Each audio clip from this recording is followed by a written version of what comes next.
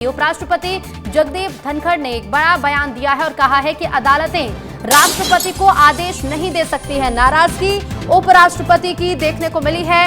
उन्होंने कहा है कि अदालतें राष्ट्रपति को आदेश नहीं दे सकती। जज सुपर संसद की तरह काम कर रहे हैं।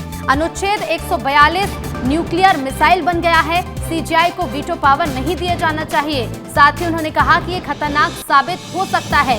लोगों का भरोसा सुप्रीम कोर्ट से उठ रहा है। साथ ही उपराष्ट्रपति ने कहा है कि इमरजेंसी के दौरान सुप्रीम कोर्ट मूक दर्शक बना रहा और साथ ही उन्होंने ये भी पूछा है कि जस्टिस वर्मा केस में आखिर एफआईआर क्यों नहीं हुई।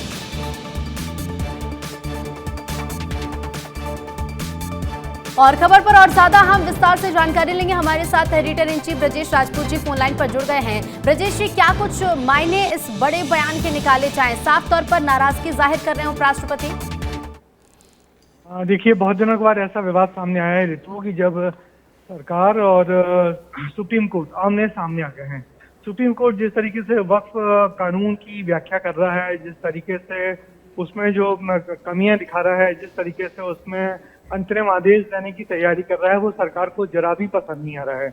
और यही वजह है कि जगदीप धनखड़, जो खुद एक बहुत बड़े प्रसिद्ध वकील हैं, उन्होंने सवाल उठा दिए हैं। उनका कहना है कि सुप्रीम कोर्ट ऐसे काम कर रहा है जैसे कोई सुपर संसद हो। सुपर संसद, और यहाँ तक तो ठीक है, वो इतना भी बोल गए कि सुप्रीम कोर्ट की जहाँ जहाँ कमजोरियां हैं वहाँ वो चुप रहे। चाहे उन्होंने इमरजेंसी का जिक्र किया हो या सुप्रीम कोर्ट के मजिस्ट्रेट के घर जब पैसे मिले हैं तो उस पर उनकी चुप्पी पे उन्होंने बहुत सख्त टिप्पणी की है। तो निश्चित ही एक बड़ा विवाद शुरू हो गया है कि किस तरह सुप्रीम कोर्ट और सरकार आमने सामने खड़े हो गए हैं। और उसकी वजह सिर्फ यही है कि सुप्रीम कोर्ट जिस तरीके से वक्फ कानून की समीक्षा कर रहा है, जिस तरीके से कोई अंतिम आदेश देने की कोशिश कर रहा है, वो सरकार को जरा भी रास नहीं आ रहा है।